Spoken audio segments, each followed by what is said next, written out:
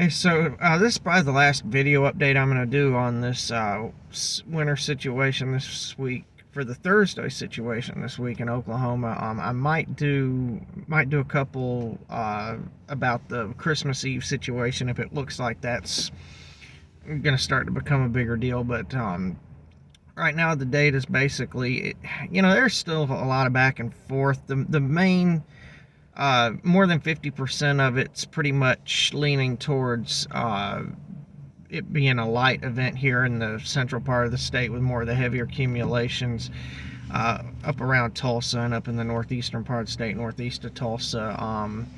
There's one model, the North American model, that's come into range recently that's still hanging on to a bit of a bigger swath of snow here in the Oklahoma City area and the Norman area. And in fact, it has it, one or two runs has it all the way over to the southwest border, up to the Texas Panhandle.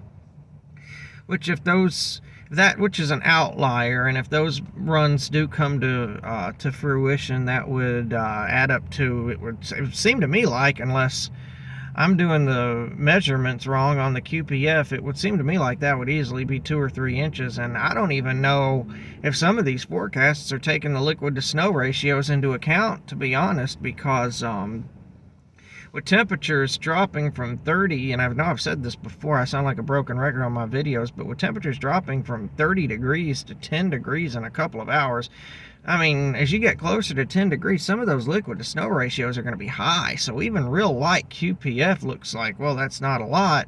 When it's 30 degrees, it's not. But when it's 10 or 12 degrees, that can really make a difference. So, I don't even know if they're taking some of the QPF snow to liquid ratios into consideration in some of their forecasts.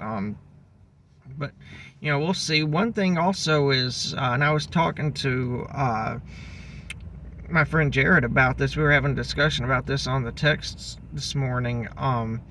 Even without any system snow, just the heavy density of this Arctic and Siberian air running into any residual moisture from the previous air mass, that air is so much heavier and so much denser that even in the lowest levels of the atmosphere, which a lot of times the data and the sensors that they use to measure that goes into these models doesn't always take that into account. In fact, usually it doesn't. It does a bad job taking lake effect snow into account, lake or river effect snow, for that same exact reason that, it's not something that is a process that starts high, not even high up in the atmosphere, even in the lower part of the atmosphere, several thousand feet above the ground. These are processes that happen below that. So I wouldn't be shocked at all if we squeeze out a surprise inch or two even here in Oklahoma City that's not being forecasted on top of what is being forecasted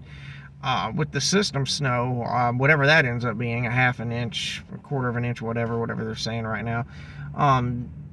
Just the sheer air mass alone could squeeze out some moisture, and with the nice little nose of warm air advection coming in on Wednesday night, ahead of the Arctic front due to the low pressure forming and spinning up some warmer air, I wouldn't be shocked with the increased moisture content, that warmer air, I wouldn't be shocked at all if we end up seeing some light and moderate snow showers from that doesn't, and oftentimes those snow echoes don't show up on the actual radar. I'm not talking about on a simulated model radar. I'm talking about on the real radar, the real lifetime radar. They doesn't even show up because the radar beam, the Earth curve. So at the radar beam, right where that beam is going out on the ground, it'll pick up on it right when those snow showers are right on top of the radar. But you go 20 or 30 miles away, the Earth curves, and it curves even more 60, 80 miles away, and that's since that snow's not falling from that high in the atmosphere, since it's forming here in the lowest levels, the radar won't pick up on it coming in from a pretty good distance away. So your radar really won't pick up on it until it's right on top of you. So, and even then sometimes it doesn't even pick up on it well. So if you check on Thursday morning and you look at the radar and you're showing, well, the radar's not showing it's snowing over me, and it's snowing, that's why probably. So anyway, I'll keep watching that. If it's worth me, doing an extra video of it, I will. But right now, it just does not seem like it's going to be a big enough deal to do an extra video of it. Also in Alabama, there's been some enhancement with that system coming in late Thursday, overnight Thursday night and Friday morning as well. There, from about I-65 East, we're not really sure what's causing that enhancement. I think what it is there's probably a jet streak rounding the base of the trough that happens to be intersecting the cold front, that it's running into the cold front right as it's moving over that area from I-65 eastward to about the Georgia line. It's kind of enhances a little more up into the Smokies in North Georgia.